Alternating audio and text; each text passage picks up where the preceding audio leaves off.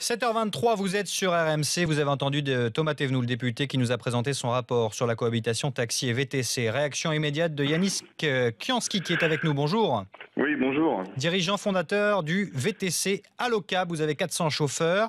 La principale mesure qui vous concerne, c'est la perte de la géolocalisation. Je ne peux plus repérer les VTC près de chez moi. Ça va devenir une exclusivité des taxis. Quelles conséquences pour vous, Yanis Kianski ? Écoutez, ici on est sur une conséquence qui est directement à la performance économique du transport, c'est-à-dire que le merveilleux système qu'on a mis en place où on dit on sait géolocaliser un VTC pour ensuite lui redonner une course directement derrière, on nous le supprime. C'est un élément concurrentiel absolument indéniable et cette suppression va avoir un fort tort au niveau du volume de courses que nous allons pouvoir traiter et du volume de clients que nous allons pouvoir transporter.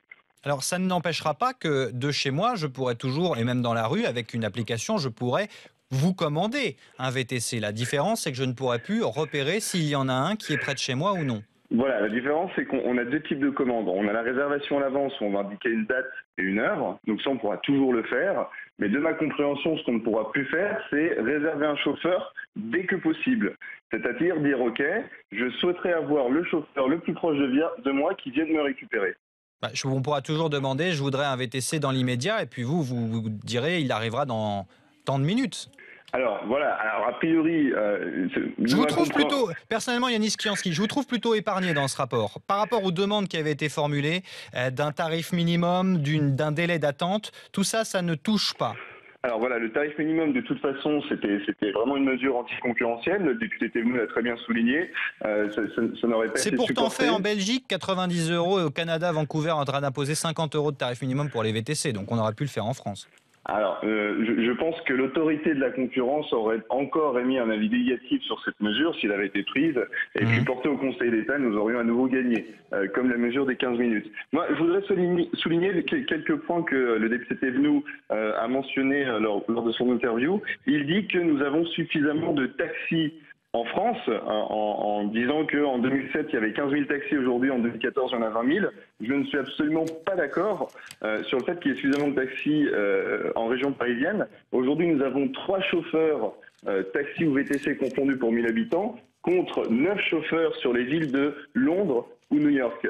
Donc on a ce manque fondamental de chauffeurs et tous les Parisiens, tous les Franciliens le savent, d'autant plus que, je ne sais pas si vous avez vu la dernière enquête CSA que nous avons administrée, il s'avère que 85% des Franciliens sont d'accord pour que l'offre de VTC se développe à côté du taxi. Donc ça, c'est un message fort qu'on a su envoyer au député Thévenoud. Et je ne crois pas qu'en disant que l'offre de taxi est suffisante aujourd'hui sur la capitale, il ait pris en compte ce message.